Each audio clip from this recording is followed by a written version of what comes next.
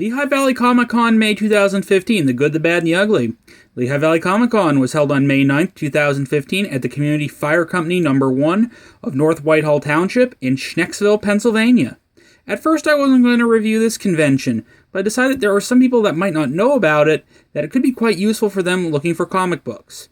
Something worth noting, this is a very old-school comic convention. It's actually held in a fire hall. A lot of older Comic-Cons were held in various community locations in the past. For the good, it's easy to find. It's right off 309. Schnecksville is very close to Allentown, Pennsylvania. Parking was not an issue. They had a very large lot.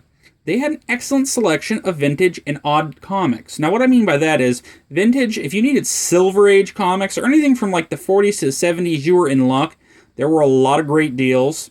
They also had some odd comics. And what I mean by that is, at one point, manga was turned into comic form. There was a dealer there that had a great selection of that I was completely surprised by. I ended up buying some stuff. So if you were looking for older comics, you were in luck. Admission was cheap. It was a $5 to get in, $5. And there was other ways to get money off of, such as if you had one of their brochures or advertising pamphlets, or something along those lines, you can get $1 knocked off. Staff were really friendly. We had some conversations with one of the people running it. Staff were good. They did their jobs and everything was nice and smooth. For the bad, there was really nothing bad. It was small enough that you really couldn't say anything was terrible. What was ugly? Disorganized cheap long boxes were a serious issue at this con. There was one dealer who had a very, very large selection. He was along the wall. Nothing was alphabetized. It was completely hit or miss. I got lucky. I picked up a book that completed a very long run for me for 50 cents. The problem was, I would have loved to spend my entire day searching through there, but I couldn't do that. And if you have them organized by alphabet, you can really just nail down what you're looking for, and he might be able to make even more money doing that. But I guess that just kind of wasn't an option.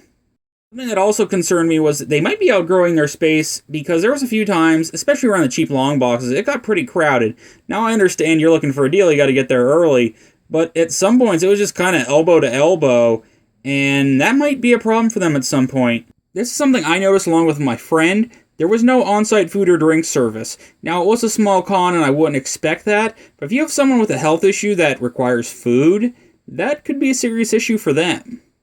Overall, the jury's kind of out on this convention because I think I'd have to visit it a few times to really get a full opinion of how it works, what changes, because this is a quarterly show. This show happens 4 times a year. But I would say if you're a local, this is probably a great convention for you. If you live within an hour of this convention, I would go every time.